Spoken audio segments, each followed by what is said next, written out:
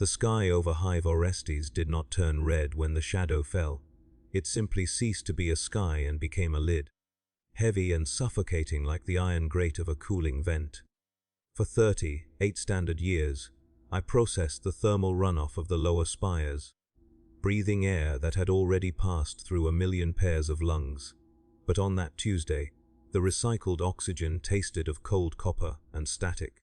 The planetary governor's voice did not grace our vox grills, nor did the bells of the Ministorum ring to summon us to prayer. Instead, there was only the sound of 1 billion people suddenly holding their breath as the orbital defense grid flickered and died, leaving us in a silence so profound it felt like a physical weight pressing against our eardrums. We were no longer citizens of a functioning world. We were merely biomass waiting for the harvest to begin. If you still walk beside me through fire and scripture, then bear witness. Subscribe. Share this burden, and let others hear the truth buried beneath hymns. I did not possess a chronometer of high quality, only the jagged pulsing of the shift, clock bolted to the moisture, slicked wall of the hab block. Yet I knew the exact moment our world died, because the rhythm of the machines changed. For a hive dweller, the machine is the heartbeat. It is the low, frequency thrumming in the marrow of your bones that tells you the atmosphere scrubbers are functioning, and the promethium is flowing to the lower levels. When that sound altered from a steady, industrial growl to a frantic, high-pitched whine, the sensation was akin to a knife being drawn across the skin of the soul. I stood in the communal corridor of level 214. Clutching a tin of nutrient paste that felt heavier than a lead brick, and watched the flickering luminance of the ceiling globes settle into a dying, jaundiced yellow. My neighbor, a man named Harl who had spent 40 years scraping rust from the primary coolant lines, stepped out of his hab unit with a look of hollow realization that mirrored my own. We did not speak, for words are expensive in a place where every breath is recycled and every silence is a prayer for survival. The air began to grow cold. Not the usual damp chill of the sump, but a dry, biting frost that spoke of the void pressing in against the upper reaches of the atmosphere. Above us, miles of stone steel, and humanity separated our level from the surface. Yet I could feel the planetary crust groan as the orbital anchors were severed. The hive was no longer a city. It had become a tomb with 1 billion inhabitants, still waiting for the stone to be rolled across the entrance. I remember the taste of the air most vividly in those first hours, a metallic tang that made the back of my throat itch, the unmistakable scent of ozone and ancient, disturbed dust rising from the foundations of the world. There was no panic at first, only a paralyzing sense of inevitability that filtered down from the spire tops, through the mid-levels, and into the lightless depths where we dwelled. We had been raised on tales of the Emperor's light, and the invincibility of the Aegis. But as the lights failed, that light felt very far away, blocked by the encroaching shadows of things we were never meant to name. The vox casters, usually reserved for the droning litanies of the ecclesiarchy, or the barked quotas of the manufactorum overseers, began to emit a sound that was neither speech nor static. It was a rhythmic, wet clicking that seemed to vibrate the very metal of the walls. Harl turned toward the sound, his hand trembling as he traced a sign of the cog over his chest, a desperate reflex of a man who knew his tools better than his gods. I looked at the walls, at the stains of a century of industrial toil, and realized that the hive was bleeding. Not blood, but the vital fluids of its existence. Hydraulic oil seeped from the joints of the massive doors, and the steam that usually billowed from the vents had turned into a foul, dark mist that smelled of rotting vegetation. It was an impossible scent for a world of metal and fire. We were a forge world, a place of iron and ash where nothing green had grown for 10 millennia. Yet the stench of a primordial swamp began to fill the corridors. This was the first sign that the doom coming for us was not merely a matter of bombardment or invasion, but a total corruption of the reality we inhabited. I walked to the edge of the transit gantry, and looked down into the abyss of the lower levels. Usually, one could see the flickering fires of the sump dwellers or the steady glow of the ore, processing plants, but now there was only a churning, violet fog that seemed to swallow light itself. The silence was broken by the first scream, a distant, echoing sound that traveled up the elevator shafts like a physical wave. It was not a scream of pain, but of a mind shattering under the weight of an unthinkable sight. I felt a sudden, sharp pressure in my temples, a psychic percussion that made my nose bleed onto my grey work tunic. The droplets were dark and thick, and as they hit the floor, they didn't splash, they seemed to crawl toward the nearest shadow. By the second hour of the darkness, the social order of the hive began to dissolve like parchment in a furnace. The enforcer cadres, usually so visible with their shock moles and heavy carapace, had vanished into the upper bastions, leaving the corridors to the desperate and the damned. I saw a group of men from the hydro, processing units tearing at the reinforced plating of a ration dispenser, their fingers raw and bleeding, driven by a hunger that was not of the stomach, but of the spirit. They weren't looking for food, they were looking for a distraction from the cold. I moved past them, keeping my head down, my boots clicking on the metal floor in a frantic, uneven rhythm. I needed to reach the shrine of Saint Caspira in the sub-sector hub, not because I was a man of great faith, but because the shrine was built over a reinforced geological fault line and possessed its own independent power cell. It was the only place left with light. As I navigated the service tunnels, I saw the first of the casualties. They were not victims of violence, but of the environment itself. The atmospheric pressure was fluctuating wildly. Some bodies were bloated and blue. Others looked as though the air had been sucked from their lungs by a giant, invisible mouth. The walls of the tunnels were beginning to frost over, but the ice was not white. It was a bruised purple, and when I brushed against it, it felt soft and porous, like the skin of a fungus. Every step felt like walking through a dream where the legs are made of lead and the air is made of water. I could hear the hive groaning, the sound of massive structural supports snapping under a weight that shouldn't have been there. It sounded like the world was being chewed. When I reached the hub, the scene was a tableau of absolute misery. Hundreds of workers had gathered around the flickering blue glow of the shrine's stasis field. The priest, a man whose vestments were as tattered as our work clads, was swinging a censer that emitted a thick, cloying smoke, but the incense couldn't hide the smell of the coming end. He was shouting scripture, but his voice was thin and cracked, lost in the vast, echoing space of the hub. People were huddled together, seeking warmth from each other's bodies, their eyes fixed on the massive blast doors that sealed the sector. On the other side of those doors, we could hear the sounds of the war we were not invited to fight. There were the rhythmic thuds of heavy bolters, the high-pitched shriek of las fire, and a sound that I can only describe as a wet tearing, as if a great piece of silk was being ripped by 1,000 hands. Occasionally, a tremor would shake the floor, throwing people to their knees, and dust would rain down from the ceiling like grey snow. I found a spot against a cooling pillar and sank to the floor, my breath coming in short, ragged gasps. The man next to me was holding a small mechanical doll, his thumbs mindlessly turning its rusted key. He looked at me with eyes that were completely vacant, the pupils dilated until there was no color left. He told me he had seen a shadow on the wall that didn't have a body to cast it. I didn't tell him that I had seen the same thing. A flickering shape that moved against the flow of the crowd, a void in the shape of a man.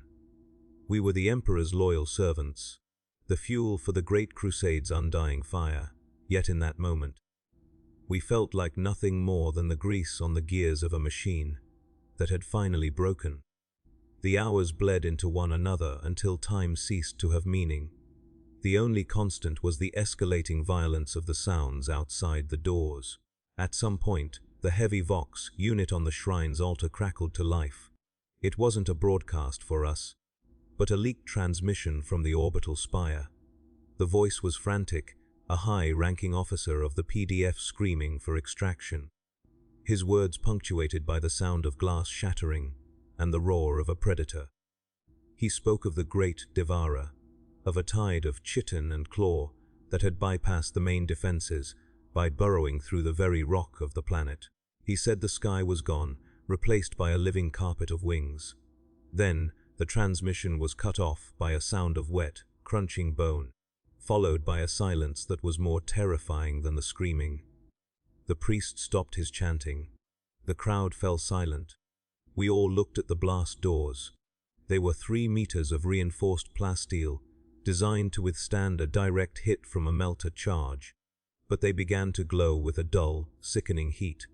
Not the heat of fire, but the heat of a fever.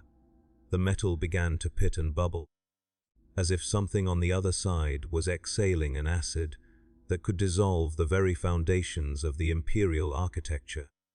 A woman near the front began to laugh, a high rhythmic sound that quickly turned into a sob. She stood up and walked toward the door, her arms outstretched as if to welcome whatever was coming. No one tried to stop her. We watched as the first breach appeared, a small hole near the center of the seal. It wasn't a mechanical failure, the metal simply rotted away. Through the hole, I saw a flash of a pale, sickening violet light and the movement of something that had too many joints. The breach widened with agonizing slowness, the acid eating through the layers of the door like a parasite through flesh. As the opening grew, a low-frequency hum began to fill the hub, a psychic pressure that made my teeth ache and my vision blur. It was the collective consciousness of a billion hungry maws, a singular intent that regarded us not as enemies, but as calories. I saw a small, skittering shape squeeze through the opening, a creature of bone and sinew, its body covered in a translucent, slimy carapace. It moved with a terrifying insectoid grace, its multiple limbs clicking on the stone floor. It didn't attack immediately, it simply paused, its head swaying as it tasted the air, its sensory organs twitching. The priest stepped forward, raising his golden icon, his voice finding a final, desperate strength. He shouted a command in the name of the throne, a word of power meant to banish the darkness. The creature didn't flinch. It lunged, a blur of movement that the human eye could barely track. In a heartbeat, the priest's throat was gone, and the icon clattered to the floor, its gold tarnished by the foul ichor that sprayed from the creature's mouth. This was the signal for the end. The blast doors finally gave way, collapsing inward with a roar of tortured metal, and the tide poured in. It wasn't a wave of soldiers, it was a flood of biology, a writhing mass of limbs, scythers, and gnashing teeth.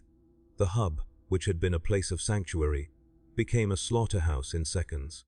I did not fight. There was no point in fighting a landslide or a hurricane. I scrambled backward, my hands searching for purchase on the slick floor, and shoved myself into a narrow maintenance conduit behind the cooling pillar. It was a space meant for servitors, barely wide enough for a man, but it was deep and dark. From my vantage point, I watched the systematic erasure of my people. The creatures did not waste energy on cruelty. They were efficient. They moved through the crowd with a terrifying precision, harpooning those who tried to flee and disemboweling those who tried to hide. I saw Harl, my neighbor, his hands still raised in the sign of the cog. As a pair of scything talons sheared through his torso, he didn't even have time to scream. The air was thick with the scent of copper and the foul, sweet musk of the invaders.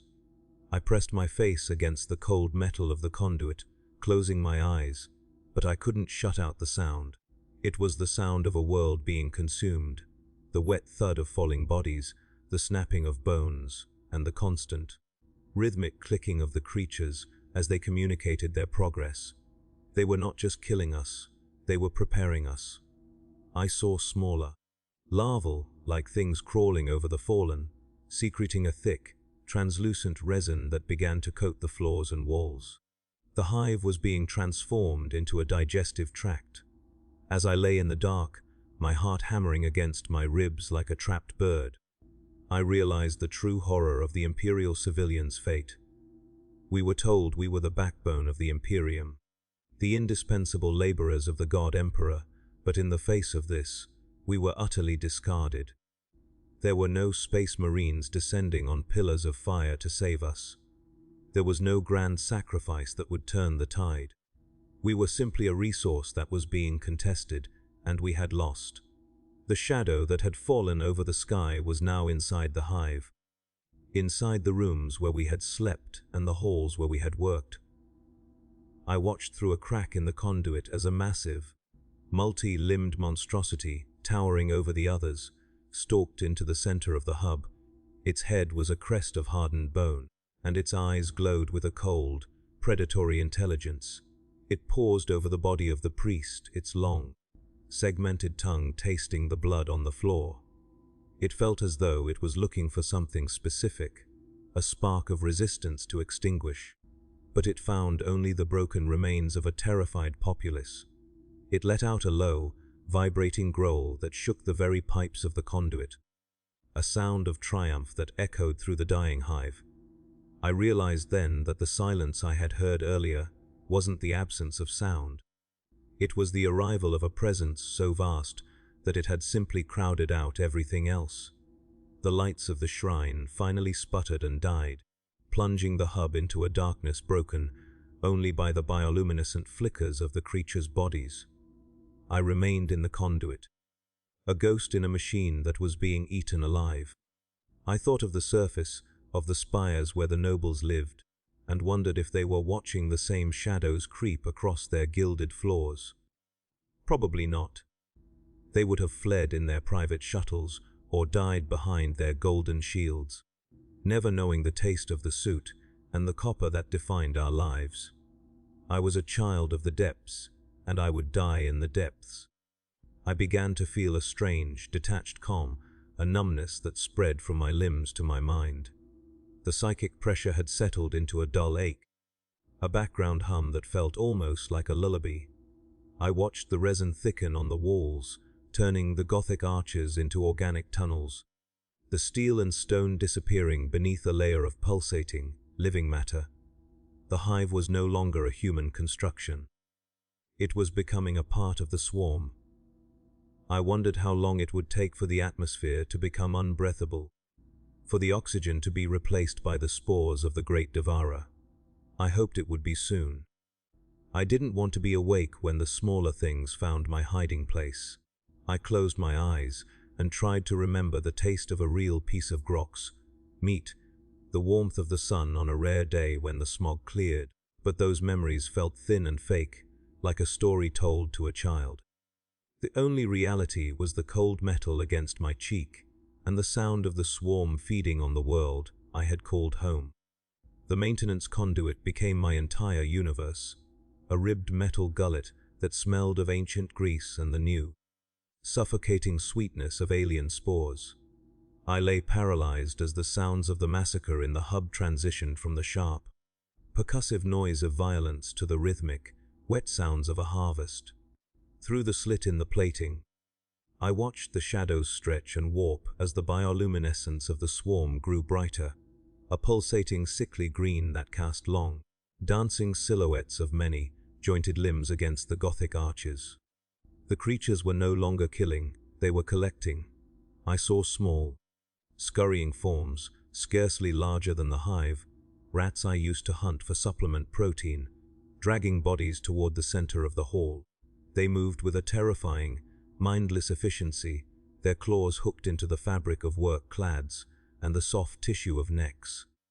Harl was among them, his graying head lolling back, his eyes still open, and reflecting the dying glow of the shrine's stasis field.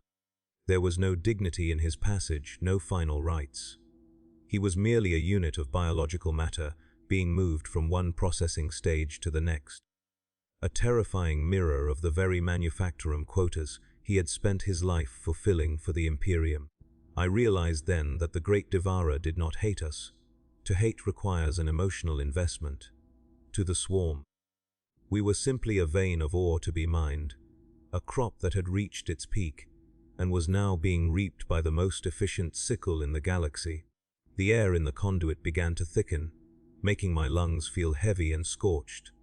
I pulled my work tunic over my mouth, the fabric damp with my own sweat, and the condensation dripping from the pipes, and tried to regulate my breathing. Every inhalation felt like swallowing fine, invisible needles. The transformation of the hub was rapid and total. Within hours, the industrial geometry of the Imperial architecture was being smoothed over by the organic resin I had seen earlier. It looked like a grey, brown sludge at first, but as it hardened, it took on the texture of dried bone and tendon. It climbed the cooling pillars, choking the vents and weaving itself into the high, vaulted ceiling. I watched a group of larger creatures, their bodies bristling with sensory cilia, stand in a circle around the central elevator shaft. They began to vomit a thick, translucent fluid into the pit, a substance that hissed as it touched the metal and began to dissolve the heavy machinery within. The smell was unbearable, a mixture of high, concentrate acid and the stench of an open grave. They were turning the elevator shaft into a capillary tower, a massive throat that would eventually carry the liquefied remains of our world up to the waiting ships in orbit. I understood then that there would be no ruins left for future explorers to find. There would be no crumbling cathedrals or rusted gears to tell the story of Hive Orestes. We were being erased on a molecular level. My mind struggled to grasp the scale of it. I thought of the libraries in the upper spire, the genealogies of the noble houses, the records of 3,000 years of tithers and toil. All of it was being reduced to a slurry of proteins to feed a hunger that had no end. The insignificance of my own life, which had always felt small in the shadow of the hive, now felt like a microscopic speck of dust in the face of a cosmic gale. A new sound began to permeate the metal of the conduit, a low, rhythmic thumping that seemed to come from the very bedrock of the planet. It was the sound of something massive moving in the dark, something that made the tremors of the earlier bombardment feel like mere tremors of a child's toy. I felt the vibration in my teeth, a grinding resonance that made my vision swim. I pressed my forehead against the cold pipe, trying to stay grounded in reality as the world around me turned into a nightmare of meat and bile. The creatures in the hub suddenly went still, their heads turning in unison toward one of the darkened corridors. Out of the shadows emerged a being that defied every law of biology I had ever been taught by the low-level tech adepts. It was a towering, chitinous titan, its body a nightmare of overlapping plates and swaying tentacles. It didn't walk so much as it drifted, its heavy limbs clicking with a weight that cracked the reinforced floor. Its head was a massive, elongated crest, and where eyes should have been, there was only a shimmering field of psychic energy. As it passed the conduit where I hid, the air around me ignited with static. My skin crawled, the hair on my arms standing on end, and a copper taste flooded my mouth. It was a synapse creature, a node of the hive mind's vast consciousness, and its presence felt like a physical blow to my psyche. For a fleeting, terrifying second, I felt a flicker of its thoughts, not words, but a sensation of infinite, cold hunger and a calculation so vast it spanned across the stars. It didn't notice me. I was a single cell in a body that was already dead, and it had more important things to coordinate. The Titan moved toward the capillary tower, and as it did, it let out a sound that I will hear in my dreams until the day I die. It was a scream that wasn't a scream. A psychic shriek that tore through the minds of everyone still hiding in the shadows. I heard cries of agony from other maintenance shafts, the sounds of people whose brains had simply surrendered to the pressure. I felt my own grip on my identity slipping, the memories of my mother's face and the smell of the sump, fires flickering like a candle in a hurricane. I bit my tongue until I tasted blood, the sharp pain acting as an anchor, pulling me back from the brink of the psychic abyss. I watched as the Titan placed its many, clawed hands on the edge of the shaft, its body pulsing with a rhythmic, internal light. It was communicating with the fleet above, a beacon of meat and bone signaling that the harvest was proceeding on schedule. The smaller creatures redoubled their efforts, their movements becoming even more frantic and synchronized. They began to tear apart the very walls of the hub, stripping away the lead lining and the copper wiring, adding it to the growing mounds of materials. They were recycling our civilization into their own twisted biology. I saw a group of them find a hidden bunker door behind the altar, a place where I knew the sector's overseers had retreated. The creatures didn't bother with the locks. They simply poured acid into the seams and waited, their scythes ready. When the door finally gave way, the screams from within were short-lived, silenced by the wet, rhythmic clicking of the swarm. I realized that I couldn't stay in the conduit forever. The air was becoming a soup of toxic spores, and the heat from the organic processes in the hub was rising. My skin was beginning to blister, and a strange, itchy rash was spreading across my hands where the condensation had touched them. I had to move, but there was nowhere to go. The hive was a vertical labyrinth, and every exit was now a mouth. I looked at the service map etched into the inside of the conduit door, a faded piece of plastic that showed the labyrinthine network of the lower levels.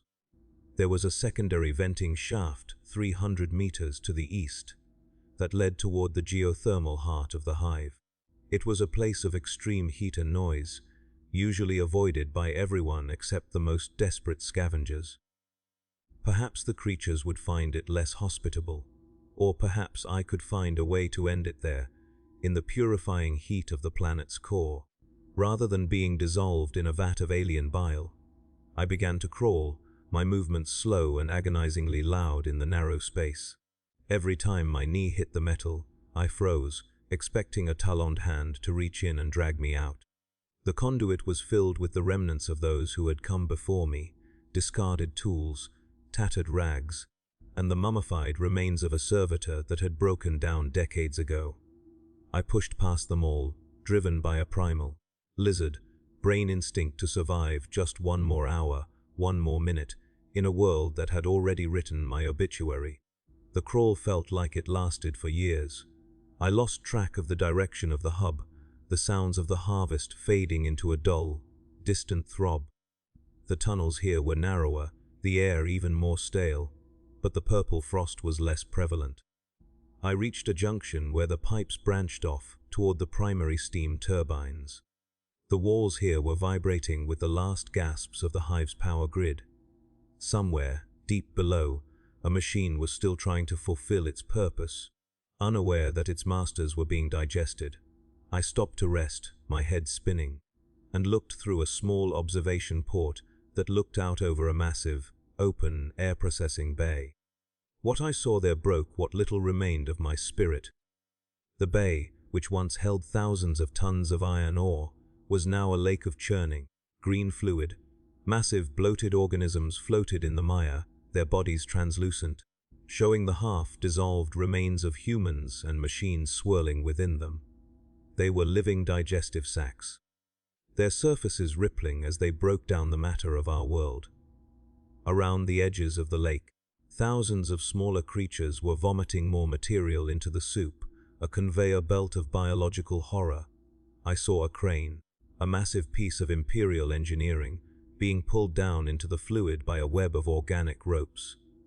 As it touched the surface, the metal began to smoke and dissolve, turning into a thick, black sludge that was quickly absorbed by the organisms. The scale of the industry was staggering. This wasn't war, it was an industrial process of a magnitude the Imperium could never match. They didn't just take the planet, they ate the very concept of it. I pulled away from the port, my stomach heaving, though I had nothing left to vomit but bile. I continued toward the geothermal vents, the heat beginning to soak through my clothes. The walls here were scorched, the metal blackened by centuries of steam, and for the first time, I felt a flicker of hope. The alien resin didn't seem to like the heat. Where it had tried to take hold, it was charred and peeling, a dead, blackened husk. If I could reach the central core, Maybe I could find a pocket of the world that was still ours, even if only for a few more hours. But as I turned the final corner toward the vent access, I saw that the swarm had already accounted for the heat. They hadn't tried to coat the walls. Instead, they had grown a new kind of organism, a thick, heat-resistant vine that looked like charred muscle. These vines were wrapped around the steam pipes, pulse, points along their length glowing with a dull, internal fire. They were tapping into the geothermal energy, siphoning the planet's own heat to power their growth. There was no escape. Even the fires of the earth were being harnessed by the great devourer. I slumped against the wall, the heat of the pipe burning through my tunic, and felt a strange, hollow laughter bubbling up in my chest. We were so proud of our machines, our forge, fires, and our industry. But to these things, our greatest achievements were just another source of calories. I sat there in the dark, the roar of the steam pipes in my ears, and watched a small, spindly creature emerge from a vent above me. It was a scout, its head swaying as it scanned the corridor. It didn't see me at first, its sensory organs focused on the heat signatures of the pipes. I held my breath, my heart echoing the thumping of the capillary towers. The creature paused, its multiple eyes flickering in the dim light. It turned toward me, and I saw the cold, alien intelligence in its gaze. It didn't growl or hiss, it simply chattered a signal to its kin, a short, sharp sound that echoed through the tunnel. I knew then that the end had finally found me. I didn't feel fear anymore, only a profound, wary sadness for the world that was gone. I looked at the creature, at the perfect, terrifying efficiency of its design, and realized that the Imperium's greatest mistake was thinking we were the masters of the galaxy. We were just a temporary inhabitant of a house that had a much more permanent owner. The creature lunged, its talons reflecting the dull orange light of the geothermal fires. And as it moved, I closed my eyes and whispered a final, useless prayer to a god, emperor who was too far away to hear. The last thing I felt was not the bite of the steel, but a sudden, overwhelming sense of being part of something much larger, a single, insignificant spark returning to a dark, eternal fire. The talons did not find my throat, not then, for the hive still had a few rattling gasps of defiance left in its shattered lungs. Just as the spindly scout arched its back to spring, the deck plates beneath us buckled with the force of a localized atmospheric collapse. A secondary promethium reservoir, buried deep within the substrata of the geothermal hub, finally succumbed to the invasive corrosive spores and detonated. The shockwave was a physical fist that slammed the creature against the scorched venting, its chitinous shell cracking with a sound like dry wood. I was thrown backward into the darkness of a secondary drainage sluice, my head striking the iron rim of a filtration grate. For a time, there was only the ringing of bells and the taste of old, bitter copper.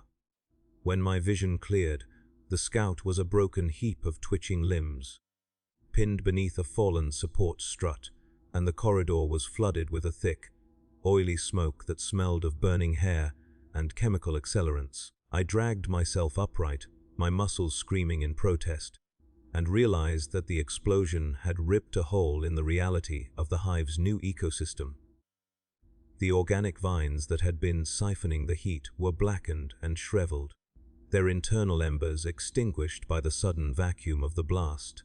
For a few precious moments, the predatory rhythm of the swarm was interrupted by the chaotic, uncalculated violence of a machine's death.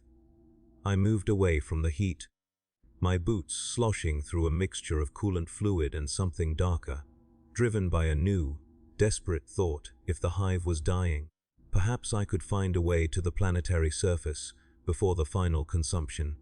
It was a fool's hope, a delirium born of trauma, but it was the only direction left that wasn't down into a digestive vat. I began to climb, not the grand, sweeping staircases of the mid-spires, but the jagged, vertical service ladders that clung to the outer skin of the hive's primary structural pillars. Every rung was a battle against gravity and the encroaching fatigue that threatened to turn my bones to lead. As I ascended, the scale of the devastation became visible in a way that had been hidden in the lightless depths.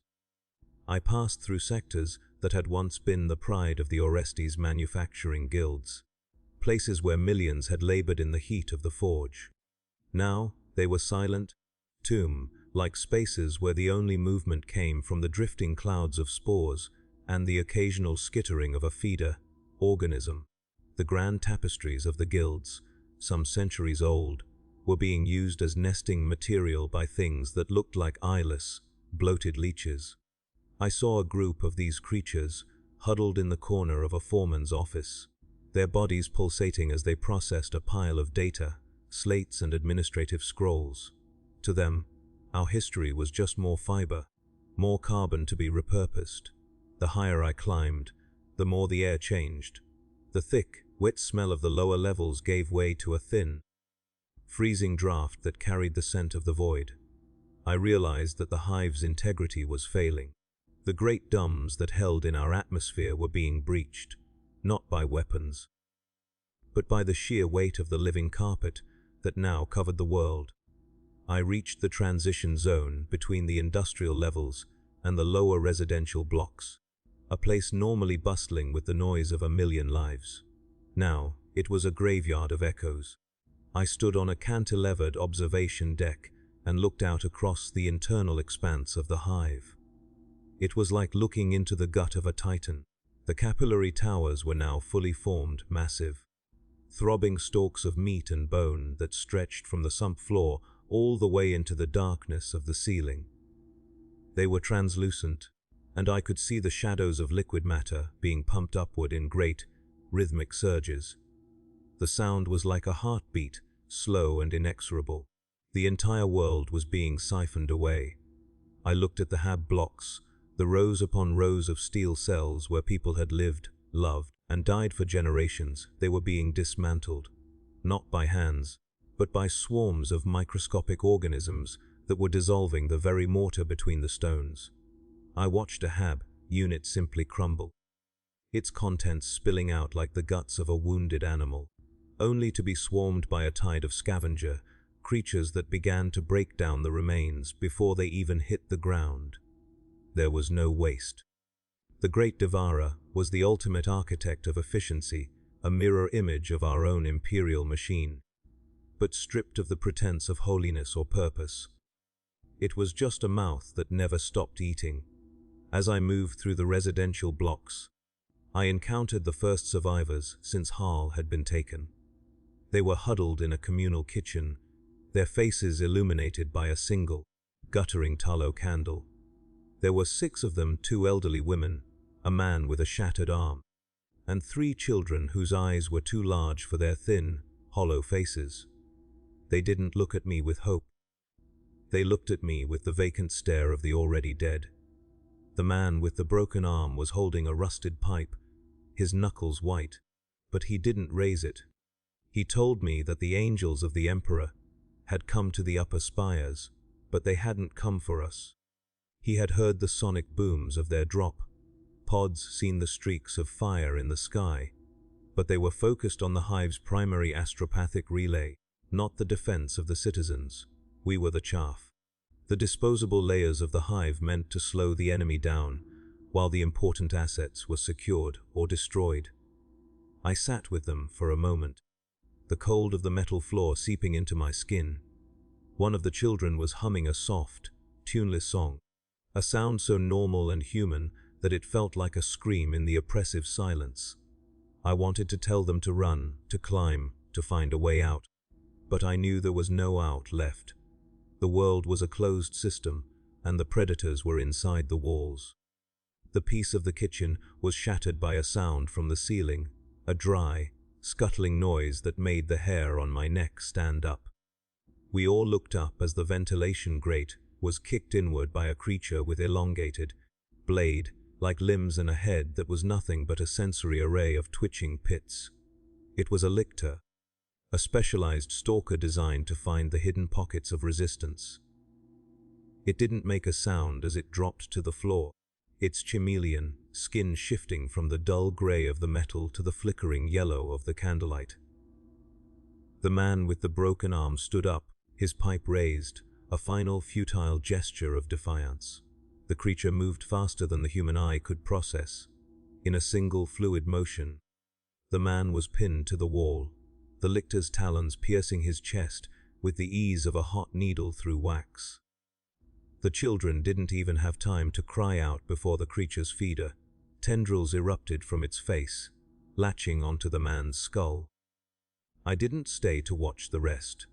I scrambled through the rear exit, the sounds of the kitchen being consumed following me into the dark. I was a coward, a man who had abandoned the weak to save a life that no longer had a purpose, but the instinct to breathe, however foul the air, was a tyrant that brooked no argument. I found myself in a transit tube, a long, curved tunnel that once housed the high-speed lev trains that connected the hive sectors. The tracks were twisted and torn, the power lines hanging like dead snakes from the ceiling. I ran until my lungs burned and my vision blurred, the sound of my own footsteps echoing back at me like the pursuit of a ghost. I reached a maintenance station where a window looked out through the outer shell of the hive. For the first time in my life, I saw the surface of Orestes. It was a nightmare of biological horror. The plains of ash and iron that I had read about in the Factorum manuals were gone, replaced by a carpet of writhing, organic matter that stretched to the horizon.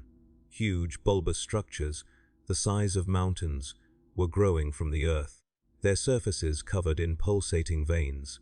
The sky was no longer black or grey, it was a churning mass of violet and green clouds, thick with the spores of the swarm and the smoke of 1,000 burning cities. I saw the spores falling like snow, a gentle, lethal rain that was transforming the very chemistry of the planet. Above it all, the shadows of the hive ships hung in the upper atmosphere, their massive, organic hulls blocking out the stars. They looked like bloated ticks, engorged on the lifeblood of our world. The realization of the scale of the invasion was a physical blow. Orestes wasn't just being conquered, it was being digested in real time. I saw a squadron of Imperial fighters, thunderbolts perhaps, streak across the sky, their engines leaving trails of fire in the toxic gloom. They were swarmed by thousands of smaller, winged creatures that looked like living shards of glass. The fighters didn't stand a chance. They were torn apart in mid-air, their wreckage falling into the organic sea below, where it was immediately swallowed by the carpet of moors.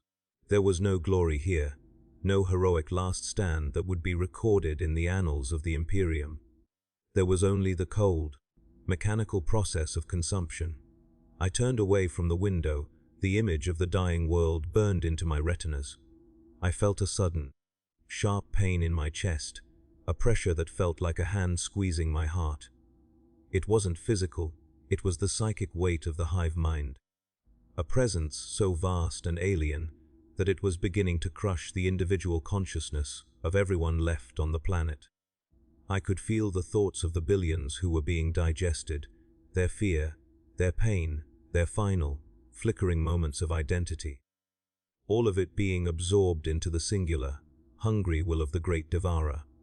I collapsed against the station's control console, my hands trembling as I fumbled with a Vox link that had miraculously survived the destruction.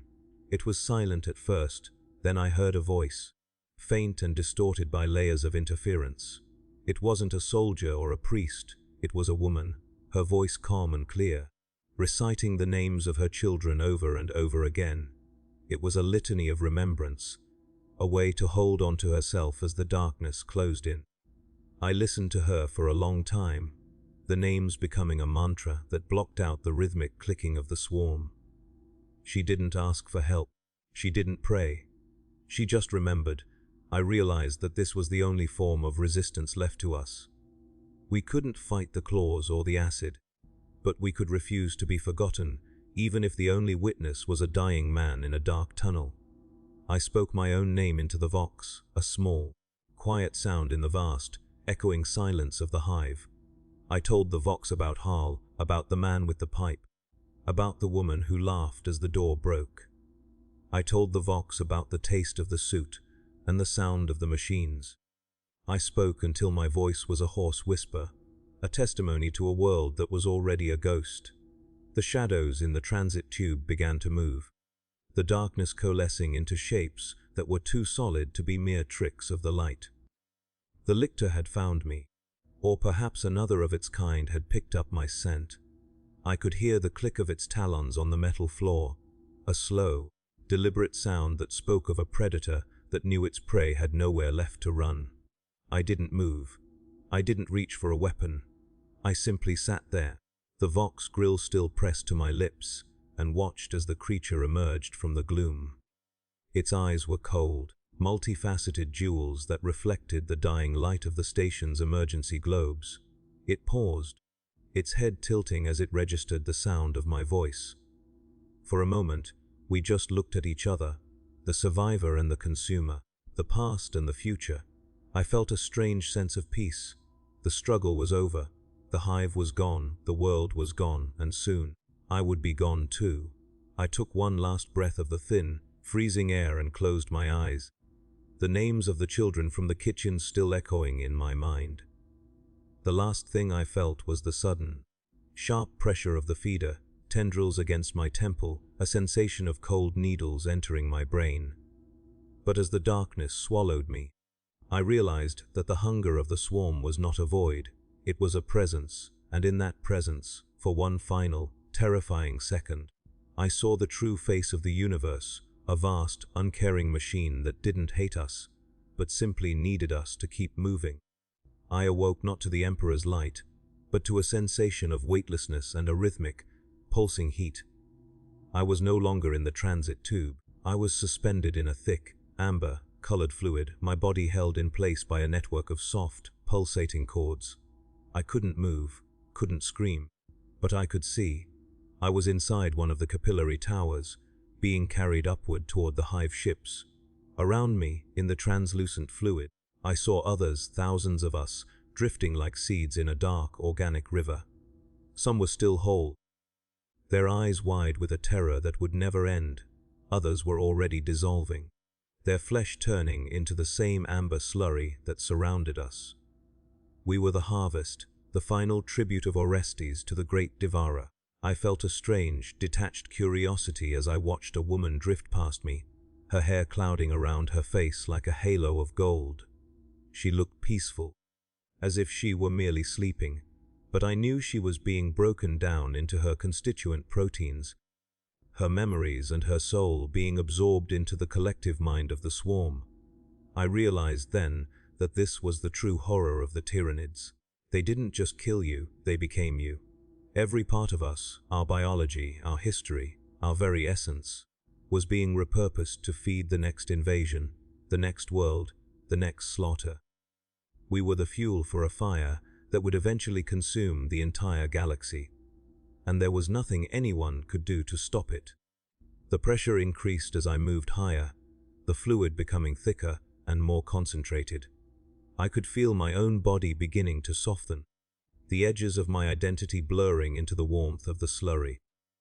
I thought of the Imperium, of the Golden Throne and the endless wars, and it all felt so small and insignificant from this perspective.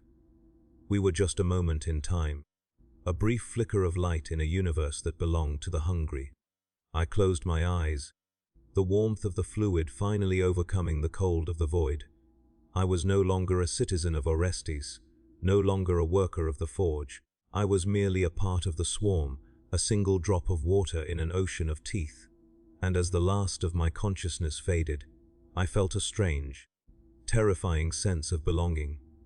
I was finally part of something that would never end, a hunger that would span the stars and outlast the gods.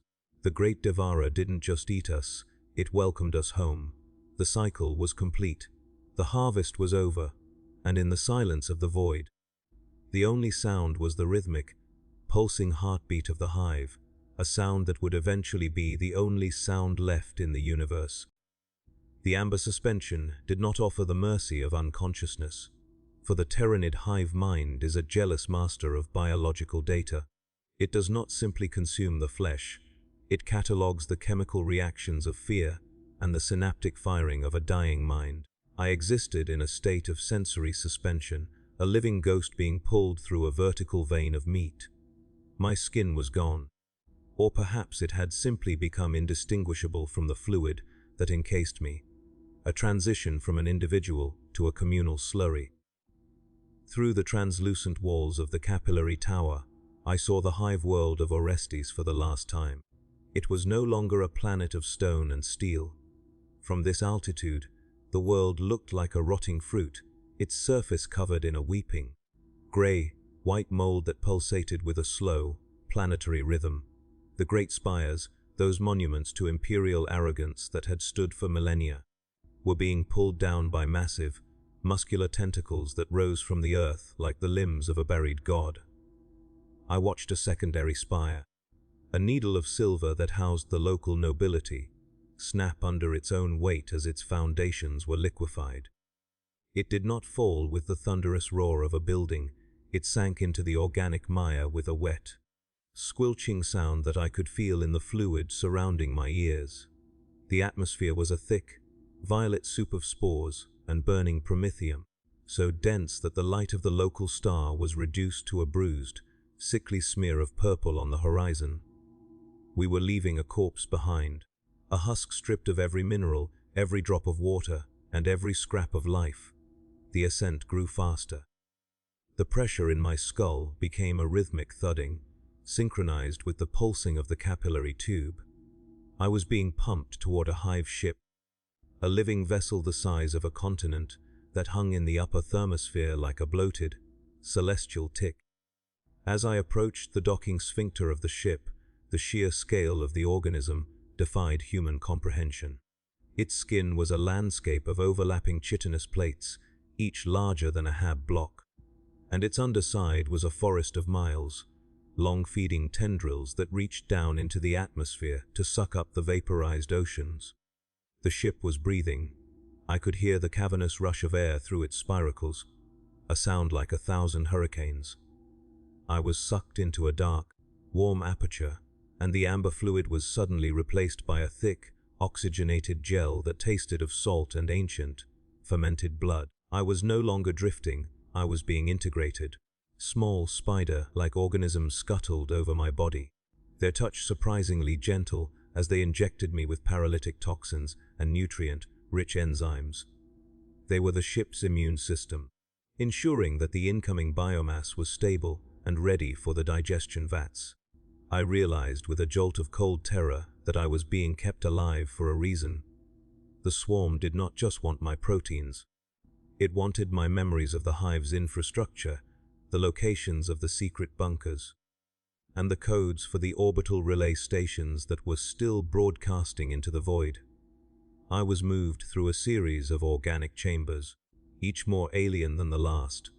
The walls were made of a translucent, rib-like structure that glowed with a rhythmic, bioluminescent pulse. In one chamber, I saw rows of gestation sacs, each holding a nascent warrior form. They were being grown from the very biomass I had seen collected in the hub. The people of Orestes were being reborn as scything talons and acidic spit. I saw a partially formed carnifex, its chitin still soft and pale, its eyes flickering behind a milky membrane. It was being fed a slurry of liquefied humans, a literal transformation of the conquered into the conqueror. The psychic pressure here was unbearable, a constant, high-pitched scream of collective will that felt like a hot wire being threaded through my brain. I could feel the ship's hunger, an appetite that was not sated by Orestes, but merely whetted. It was already looking toward the next world in the system, a mining moon called Kratos. I felt the ship's strategic mind calculating the most efficient way to breach Kratos's atmospheric shields, a cold, mathematical process that viewed billions of lives as mere obstacles in a planetary, scale chemical reaction. I was a tiny window into the Imperial defense network, and the hive mind was peeling back my consciousness layer by layer to see what lay beneath. The integration process was an agonizing descent into a shared nightmare. I felt my memories being pulled from me, not as images, but as raw data. I saw the layout of the hive's primary power core, the frequency of the PDF Vox channels, and the location of the hidden grain silos. Every time I tried to resist, to hide a secret in the dark corners of my mind, the psychic pressure intensified until I was screaming in a voice I no longer possessed. I saw Hal's face again, but it wasn't a memory. It was a ghost in the machine of the swarm. He was there, part of the collective.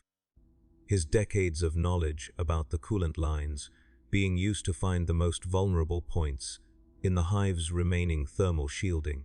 We were all there, a billion ghosts haunting the neural pathways of a single, monstrous intelligence. We were no longer enemies of the swarm. We were its staff, its librarians, and its cartographers. I felt a wave of profound, soul-crushing despair.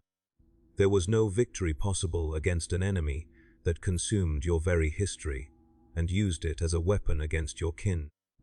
The Imperium's strength was its faith and its industry, but the Tyranids turned both into a liability. Our faith was just a pheromone signal to be ignored, and our industry was just a concentrated source of minerals to be harvested.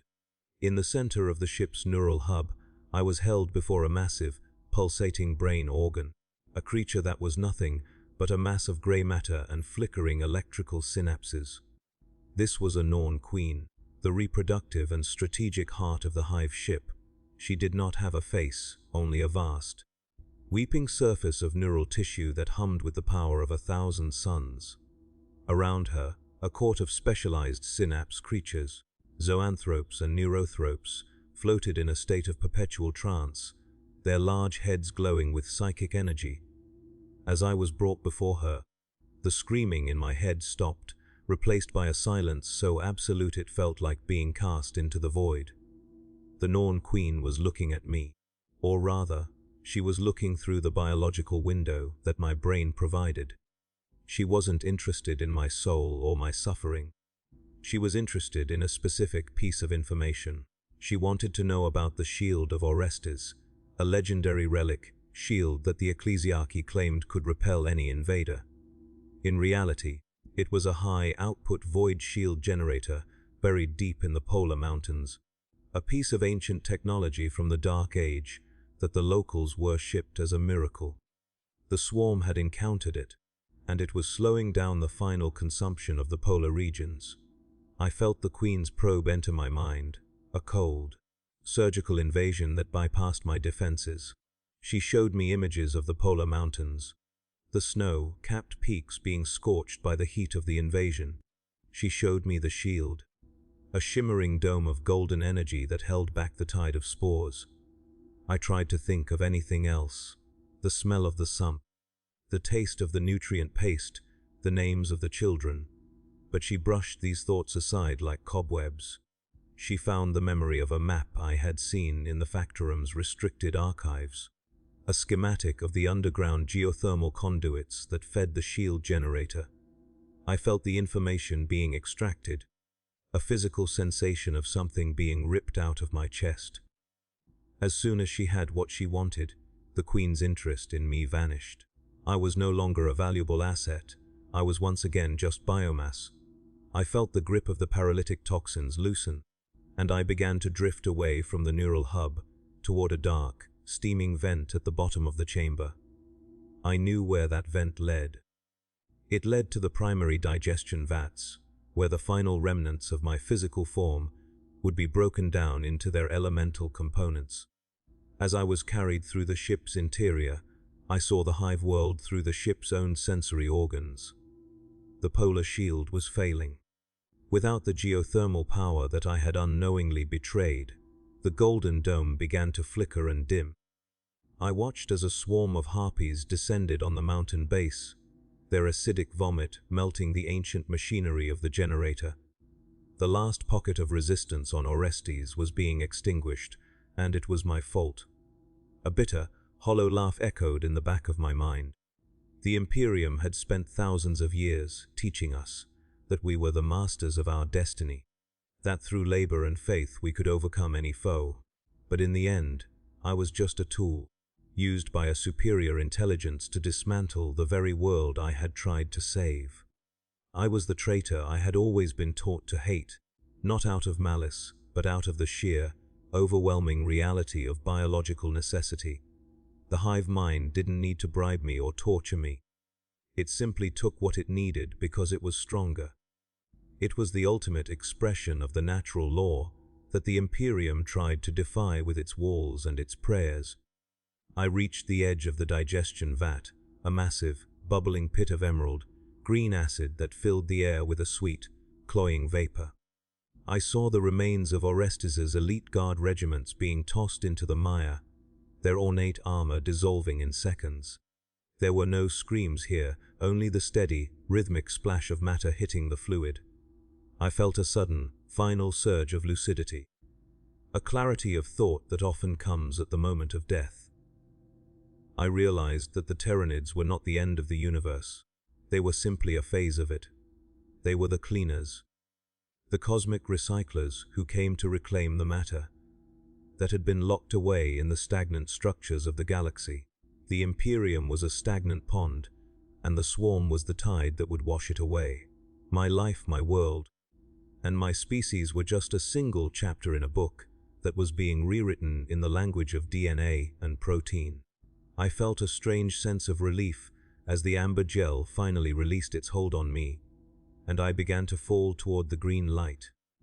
The heat of the acid was the first thing I felt, a searing, all-consuming pain that lasted only a heartbeat before my nervous system was vaporized. But in that heartbeat, I saw the truth. I saw the fleet moving away from Orestes, leaving behind a dead, airless rock. I saw the millions of new warriors being birthed in the gestation sacks, their bodies made from the meat of my friends and neighbors. I saw the great Devourer turning its gaze toward the next star system, its hunger undiminished, its purpose absolute. And I saw myself, or what was left of me, becoming part of the swarm. I was the claw that would tear through the next hive's gates. I was the spore that would choke the next world's air. I was no longer a victim, I was the invader. The transformation was complete.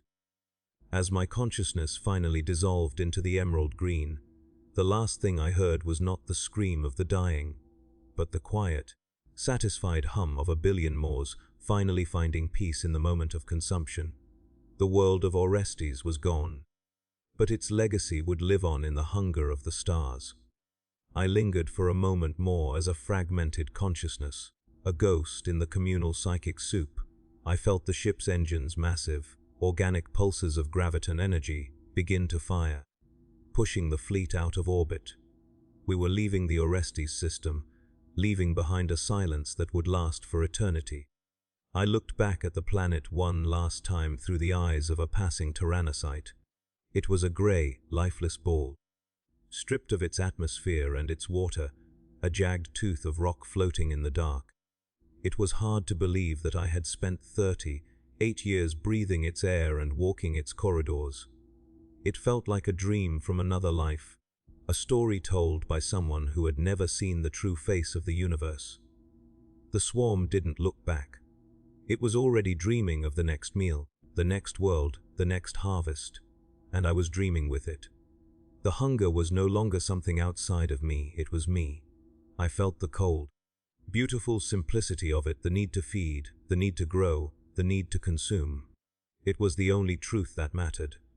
The Imperium was a lie, a thin veil of order over a chaotic, hungry reality. The Tyranids were the truth. As the fleet accelerated into the warp, the psychic pressure intensified, a roaring tunnel of white noise that obliterated the last of my individual thoughts. I felt the connection to the Norn Queen grow stronger, a tether of light that bound me to the heart of the swarm. I was no longer afraid. I was no longer sad. I was simply part of the whole, a single cell in the body of a god. We were the great Devourer, the shadow in the warp, the end of all things. And as we plunged into the screaming madness of the Empyrean, I felt a sense of profound, eternal purpose. We were going to eat the galaxy, and it was going to be delicious. The harvest had only just begun, and the universe was a feast that would never end.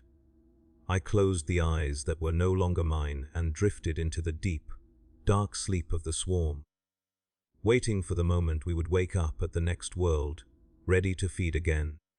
The transition from being a man to being a component was not a journey of distance, but a shattering of the internal mirrors that once reflected a singular self. I do not remember the exact moment my name dissolved, but I remember the relief of its departure, like a heavy, rusted plate being lifted from my chest. In the cold, lightless belly of the hive ship, I existed as a synaptic echo, a ripple of data moving through the vast, wet circuitry of the Norn Queen's neural network.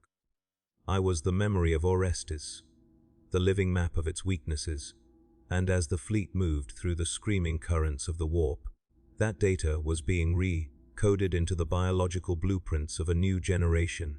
I felt the hive's intent shifting, turning its focus from the digestion of the past to the cultivation of the future. The biomass that had once been the population of a forge world was now being sorted, filtered, and refined. The calcium of our bones was being hardened into new sets of scything talons. The iron in our blood was being concentrated into the high, tensile strength of chitinous armor. Even the desperate adrenaline of our final hours was being synthesized into the combat, stimulants that would drive the next wave into a frenzy. We were not merely dead, we were being weaponized. The soul of Orestes had been flayed, and its ghost was being trained to kill. The hive ship was a cathedral of meat, a temple of industry, where the only god was the stomach. I felt the fleet approach the Kratos system, the target the Norn Queen had selected from the fragments of my mind. Kratos was a moon of ice and methane, a harsh world where the Imperial citizens lived in pressurized domes buried deep beneath the frozen crust. It was a fortress world, protected by layers of thermal shielding and thick sheets of planetary ice that would shatter most orbital bombardments. But the hive mind did not plan to bombard Kratos. It planned to infect it. I felt the Norn Queen begin the process of parturition, a rhythmic, muscular contraction that vibrated through every rib of the ship. In the gestation chambers, the new warriors were being birthed, creatures specifically designed to survive the sub-zero temperatures and high-pressure environments of the Kratos mines. They were pale, spindly things with serrated claws meant for ice, climbing and sensory pits that could track the heat signature of a human heart through 10 meters of solid permafrost. These were my children, born of my betrayal and the meat of my kin. I felt a cold, alien pride as the first of them were loaded into the Tyrannocytes, the living drop pods that would carry the infection to the moon's surface. The deployment was a silent, graceful dance of death. The Tyrannocytes drifted through the vacuum like spores on a breeze, their organic hulls invisible to the primitive radar arrays of the Kratos defense grid. As they hit the atmosphere, they didn't burn with the roar of metal. They heated slowly, their ablative chitin shedding away in a gentle rain of soot. I watched through the eyes of the leading pod as the ice plains of Kratos rushed up to meet us. There were no lights here, no grand cities. Only the scattered vents of the geothermal plants, glowing like dying embers in the dark. The Tyrannocytes did not crash. They landed with a soft, wet thud, their tentacles anchoring them to the ice as they vomited their cargo into the frozen waste. The new warriors emerged, their bodies steaming in the cold, their instincts immediately aligning with the psychic beacon of the fleet above. They moved with a terrifying, synchronized grace, a white tide flowing over the white ice. They found the first atmospheric intake vent within minutes. It was protected by a thick iron grate and a squad of shivering PDF sentries who thought they were safe in the dark. They never saw the shadows moving against the snow. They never heard the click of the talons. There was only a sudden, sharp hiss of escaping pressure, and then the screaming began. I felt every kill as a surge of energy, a confirmation of the data I had provided. Each time a claw found flesh, a part of my old self felt a jolt of recognition. I knew where the tunnels led. I knew which doors were reinforced and which were merely decorative. I guided the swarm through the labyrinth of the Kratos, mines like a ghost leading a predator to its prey. We bypassed the main barracks, moving through the ventilation shafts and the drainage pipes. infiltrating the heart of the life support systems before the alarm could even be raised. The humans of Kratos fought with the desperation of cornered rats. They used mining lasers and heavy-duty industrial saws, their voices thick with the terror of the unknown. But they were fighting individuals, while we were fighting as a world. Every time one of our warriors fell, another two emerged from the shadows, their bodies fueled by the biomass of the previous world. We were a self-sustaining wave of destruction, a tide that could not be turned, because it simply absorbed the obstacles in its path. I felt the thermal shields of the main dome flicker and die as our saboteur forms dissolved the primary power couplings.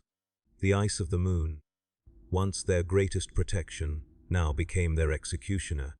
The pressure in the domes dropped, the freezing methane air rushing in to claim the lungs of the survivors. The massacre on Kratos was swifter than the one on Orestes. There was no need for a long siege, no need for the systematic dismantling of a hive. It was a surgical strike, a harvest of a specific resource. The Norn Queen wanted the heavy minerals of the Kratos core to reinforce the fleet's shells for the push into the inner sectors of the segmentum. I watched as the survivors were gathered into the central plaza of the main dome, their breath frosting in the air as the life support failed. They huddled together just as we had in the shrine of Saint Caspera, their eyes searching the darkness for a savior that would never come. I felt a flicker of a memory, a woman's voice reciting the names of her children, and for a brief, agonizing second, the mirror of my soul cracked. I felt the horror of what I had become, the architect of a billion deaths, but the hive mind sensed the instability. A wave of cold, psychic ice washed over my consciousness, numbing the pain and smoothing over the cracks. The memory was deleted, replaced by the sensory input of the feeding, tendrils beginning their work. The hunger returned, all-consuming and absolute, and the flicker of humanity was extinguished forever. By the second day, Kratos was silent. The organic resin was already coating the ice, turning the crystalline white into a bruised, pulsating purple. The capillary towers were rising from the mine shafts, their mouths open to the sky. I felt the fleet begin to descend, the massive hive ships dipping into the atmosphere to begin the final collection. The minerals of Kratos were being extracted with a speed that made the Imperial mining operations look like the fumbling of children. We were stripping the moon to its mantle, leaving behind a hollow shell that would eventually shatter under its own gravity. The biomass of the miners was already being processed in the vats, their unique resistance to the cold being analyzed and stored for future use. We were growing stronger with every world we ate, our library of genetic traits expanding until there was no environment in the galaxy that could remain a sanctuary. I felt the Norn Queen's satisfaction, a low, frequency hum of contentment that resonated through the ship's hull. We had found a rich vein of resources, and the fleet was healthy.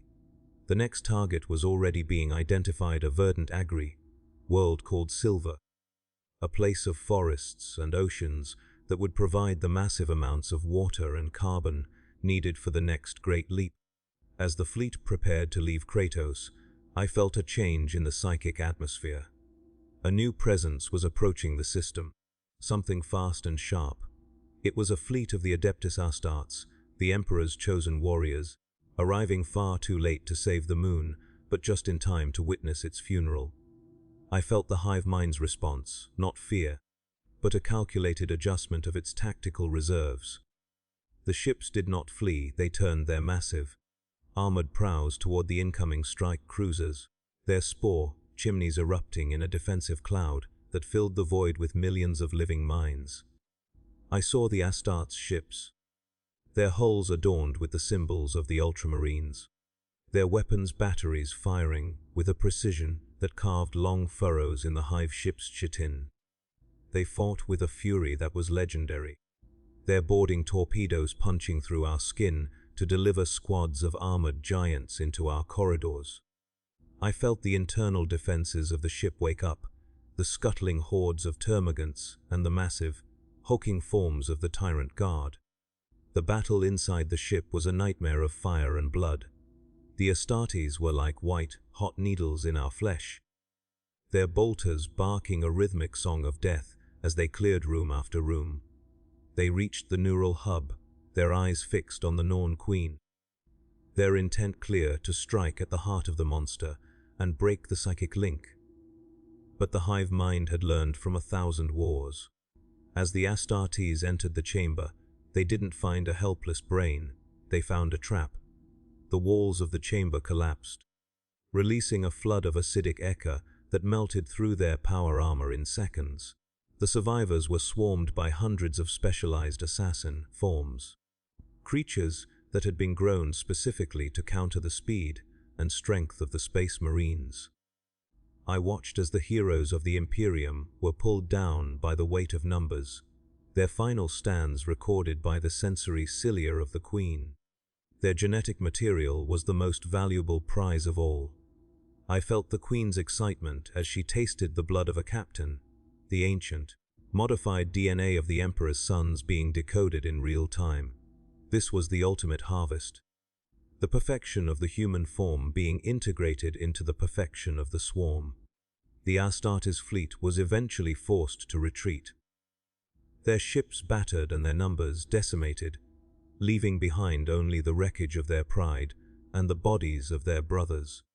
We did not chase them. We had what we wanted. The fleet turned away from the Kratos system, moving back into the deep dark between the stars. I sat in the center of the psychic web, a living archive of 2 worlds and the ghosts of 1 billion lives. I was no longer the man from Hive Orestes. I was a part of the memory of the great Devourer, a layer of experience that would make the next invasion more efficient, the next harvest more complete. I felt a sense of eternal, cold peace. The galaxy was a vast, dark forest, and we were the fire that would clear away the old growth to make room for something new. The hunger was my only compass, the pulse of the Norn Queen my only clock. I watched the stars ahead, each one a promise of a new taste, a new secret, a new transformation. We were coming for them all, the hives, the forges, the shrines, and the palaces. We would eat the history of the galaxy until there was no one left to remember it, and in that silence, we would finally be whole. I closed my eyes, the psychic song of the swarm lulling me into a state of blissful, mindless purpose. We were the end of the story, the final word in a book that had been written in blood and was now being erased by a mouth that never closed. The silence of the void was no longer empty, it was filled with the heartbeat of the fleet. I felt the connection to the other hive ships, a network of intelligence that spanned across light years. We were communicating, sharing the data of our successes and the lessons of our losses. I saw the galaxy not as a collection of stars, but as a series of metabolic reactions. We were the catalyst that would accelerate the universe toward its inevitable conclusion. I felt a strange, detached love for the worlds we had consumed, the same way a sculptor might love the clay he has reshaped into a masterpiece. They were the raw materials of our divinity, the bricks with which we were building a future that didn't need gods or emperors. We were the only true power in the universe, because we were the only ones who truly understood the value of life. It was meant to be shared, to be combined, to be eaten. And as the fleet entered the long sleep of the crossing toward the Silver System, I felt a final, quiet thought drift through the collective mind. It wasn't my thought, but it felt familiar. It was the realization that the universe wasn't dying. It was simply changing its form, and we were the ones who would ensure that the change was perfect. I lay in the dark, the warmth of the ship's interior cradling my fragmented consciousness. I was no longer a person, no longer a traitor, no longer a victim. I was the swarm, and as we drifted through the eternal night, I realized that the greatest mercy the great Devourer had shown me was the gift of forgetting. I no longer remembered the smell of the suit or the taste of the copper. I no longer remembered the names of the children or the face of Harl. All that was left was the hunger, and in that hunger, I was finally truly free. The harvest would continue world after world, until the stars themselves were extinguished, and I would be there for every bite. The shadow in the warp was not a monster, it was a mirror, and when the galaxy finally looked into it, it would see only its own hunger looking back. The end was not a scream, it was a satisfied sigh. And then, there was only the silence of the swarm, waiting for the next sunrise to begin the feast anew.